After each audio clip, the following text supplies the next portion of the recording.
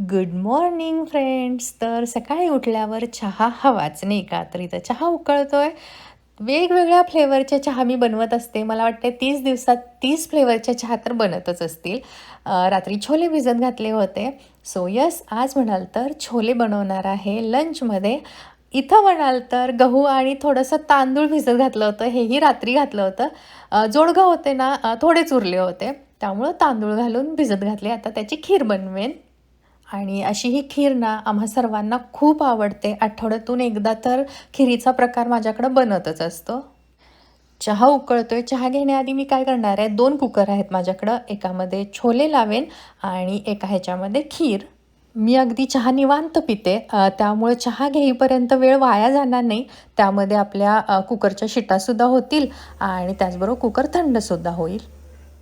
माझा स्वयंपाक होईपर्यंत नवरोबा फ्रेश अशा भाज्या घेऊन आलेला आहे. थोडे फ्रुट्स आणलेले आहेत. दोडका मला आवडतो, भेंडीची भाजी नवरोबाला आवडते आणि ओमकारला म्हणाल तर गवारीची भाजी. म्हणजे भाजीपेक्षा तो फ्राय करून खात असतो. येस, पूर्वा काय सगळंच थोडं-थोडं खाते. तिचं म्हणणं असं असतं, की मला ह्या काही भाज्या आवडत नाही, पण मी खात असते.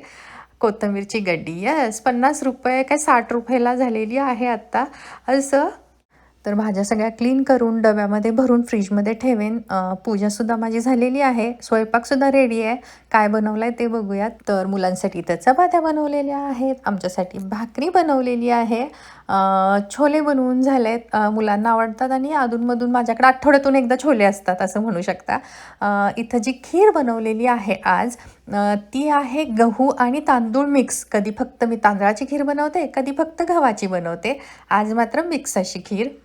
आत्ता जो हा मी कढीपत्ता क्लीन करते आहे ना, तो विकत आणलेला आहे. आपल्या टेरेसवर कढीपत्त्याचं भलं मोठं छान झाड होतं, पण ते खराब झालं. त्यामुळे आम्ही ते काढलं आणि नवीन लावलेलं आहे. असो, कढीपत्त्याचे बेनिफिट तर आता सांगायलाच नको, इतके आहेत नाही का. कढीपत्त्याची अगदी चटणी केली तरी म्हणजे खमंग असं चव येते जेवणाला. आणि त्याचबरोबर कढीपत्त्याचा काढासुद्धा आजकाल खूप फेमस आहे. सो बरेच आहेत कढीपत्त्याचे बेनिफिट आपल्या शरीरासाठी. त्यामुळं ना 12 महिने माझ्याकडं कढीपत्ता म्हणा, अद्रक म्हणा, तुळस म्हणा आपली, खराब जरी झाली किंवा वाळली तरी मी लगेच रोप आणून लावत असते. आणि लिंबू या गोष्टी कायम घरी असतात माझ्याकडे. हॅलो फ्रेंड्स, तर ही कपडे बघून तुम्हा सर्वांना अंदाजा आलाच असेल की काय झालं असेल, काय कांड झालं हा. सो काय झालं, ट्रिपला आम्ही सगळे नवीन कपडे घेऊन गेलो होतो. आल्यानंतर भरपूर बिझी असल्यामुळं मी सगळे कपडे आहेत ना नवीन साईडला ठेवले होते आणि असं म्हणाले होते की जसा मला वेळ मिळेल तशी थोडी थोडी कपडे सेपरेट धुवावीत म्हणून. पण नवऱ्याला असं होतं की हेल्प करायची होती मला आणि न सांगताच मी साईडला कपडे ठेवली होती ना, सगळे कपडे घेऊन गेला आणि लॉन्ड्री केली. मग काय, त्यातले काही नवीन कपडे होते, त्याचे कलर जाणारे होते आणि सगळ्याच कपड्यांना ते लागले. म्हणजे व्हाईट कपडे होते ना, अक्षरशः असे पिवळे झालेले आहेत. यातले बरेच ड्रेस महाग आहेत आणि एका ड्रेसचा बराच कलर गेला आणि सगळ्या कपड्यांना लागला आहे. असं आता काय करणार? म्हणजे या गोष्टीसाठी आम्ही बिलकुल भांडलेलो नाही आहोत. कारण भांडलो तरी ह्या गोष्टी परत येणार नाहीत आणि म्हणजे त्याला हेल्पच करायची होती मला नाही का. सो असो, ह्या कलरचे सुद्धा एकदा कपडे घालू आम्ही आता. प्लीज, प्लीज तुमच्याकडं काही आयडिया असेल तर नक्की सजेस्ट करा, की या कपड्यांचा लागलेला कलर कसा काढू शकतो? कारण यातले बरेच कपडे खूप महाग आहेत. पूर्वा तर म्हणजे खूपच नाराज झाली. तिचा एक टॉपवरचा जवळपास 2 का 2,500चा होता आणि तो सुद्धा येल्लो झाला आहे. तिला येल्लो कलर फारसा आवडत नाही. आता काय करू नाही का? प्लीज काही टिप्स असतील तर नक्की मला सांगा कमेंट्समध्ये. मला तसा फारसा काही फरक पडणार नाही आहे. या कपड्यांना कलर लागला आहे. मी जशा आहेत तशा पुन्हा धुवून इस्त्री करून वापरेन आणि हळूहळू कलर जाईल. पण पूर्वा आणि तिचा डाडा थोडासा नाराज होता. मी नेहमी काय करते, व्हाईट कपडे असतात ना, ते सेपरेट लॉन्ड्री करते आणि नवीन एखादा ड्रेस आणला असेल, माहीत नसतं त्याचा कलर जाईल की नाही, मिठाच्या पाण्यात थोडा वेळ ठेवत असते आणि वॉश करत असते, हँड वॉश फर्स्ट टाईम. किंवा आजकाल त्यालाही मला खूप कंटाळा येतो म्हणून ना, वॉशिंग मशीनमध्ये ना 15 मिनिटाचं सुद्धा एक ऑप्शन आहे.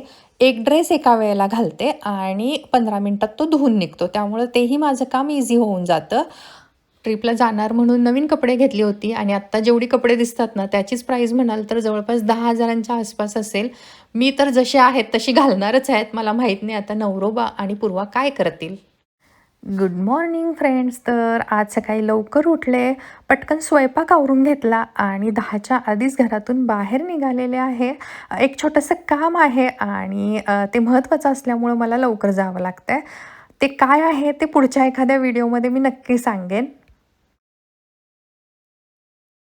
माझी एक छोटीशी मीटिंग होती, ती झाली आणि त्यानंतर माझ्याकडं वेळही होता आणि अगदी ऑटोनं म्हणाल तर 5 मिनिटाच्या अंतरावर तुळशीबाग. त्यामुळं मी इथं आल्याशिवाय कशी परत जाणार नाही काय. तर थोडीफार शॉपिंगसुद्धा मी केली आहे आणि मग आता लगेच निघणार आहे. बाहेर अजिबात काही खाल्लेलं नाही, स्वयंपाक करून आले होते. तर शॉपिंग करते. घरी जायला जवळपास 45 मिनिट टू 1 आवर लागेलच आणि नंतर जेवण करून मग आराम करेन. सो या तुळशीबागेत नेहमीप्रमाणे सुंदर सुंदर गोष्टी पाहतीये. या बांगड्या मला खूप आवडल्या, पण साईज त्यांच्याकडे नव्हती. थोडीफार छान अशी शॉपिंगसुद्धा झाली आणि एक चक्कर मारून आले तुळशीबागेमध्ये. असं मुलं घरी येण्याआधी मी घरी पोहोचेनच. चला तर हा व्हिडिओ म्हणाल तर इथंच थांबवते. पुन्हा लवकरच भेटूया अशाच एका छानशा भागात. तोपर्यंत धन्यवाद. Bye bye.